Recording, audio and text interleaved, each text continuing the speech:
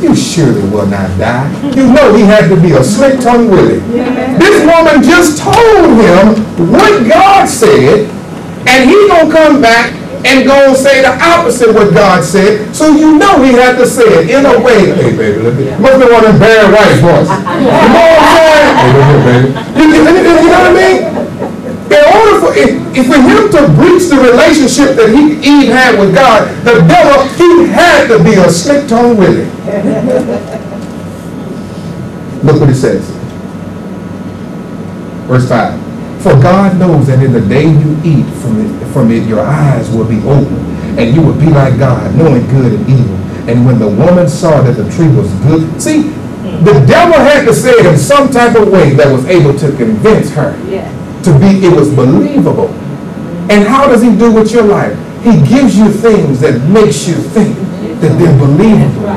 And it's really false. And it's an illusion. But that's why the Bible calls him the father of lies. He knows how to take a truth and turn a truth into a lie and turn a lie into the truth. Oh yes. Amen. But that's why we got to see when we get down to the fifth killer, we got to have knowledge of what God said and be able to discern when we see that anything that exalts itself against God. You guys know the rest of the story, and then it goes on. Then the eyes of both, and it says right here. Now look at how he killed their dream. God had Adam and Eve to live in a garden in paradise and just lay down with the lions, and they was in utopia.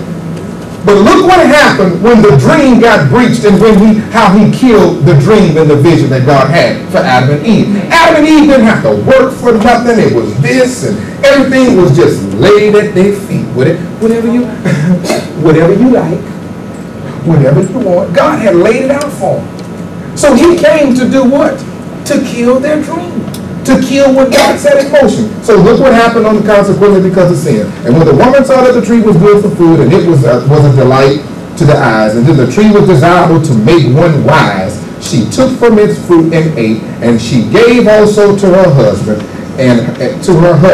with her, and he ate. So right here they broke the relationship with God, and look what happened. Then the eyes of both of them were open, and they knew that they were naked, and they sewed fig leaves together and made themselves a covering. So you see how he killed their dream? God had a plan set up for Adam and Eve, and because they didn't discern his subtlety and his craftiness and the lies that he had, they fell right into it, and he killed their dream.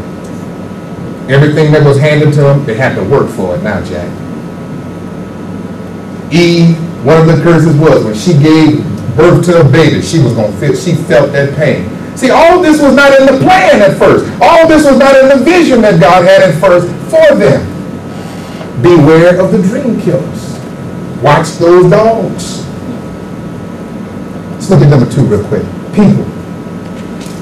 People will try to kill your dream because ultimately we know that the devil uses people to manifest himself. Let's look at a candid picture from the book of Genesis. And what we already looked at a candid picture from the book of Genesis, and it delineated for us when we saw that in the early years of the life of Joseph as a younger brother of Jacob. We saw that. We saw how that's a scripture that validates people, what his brother did, right? Let's look at number 3, negative thoughts. Paul had to get his emotion and impulses back into subjugation to his spirit man. His stinking thinking of his flesh was trying to dictate his daily obedience to Jesus Christ. Your negative thoughts is a dream killer. Amen. Let me just run you over there. I'm not going to do a lot, but I just want to show you. You guys know this. Go to Romans chapter number 7. I'm not going to go real deep in this one here. I will do a lot of expounding, should I say. But let me just kind of show you what I mean by the negative thoughts. Now, this is the Apostle Paul, and he had some negative thoughts.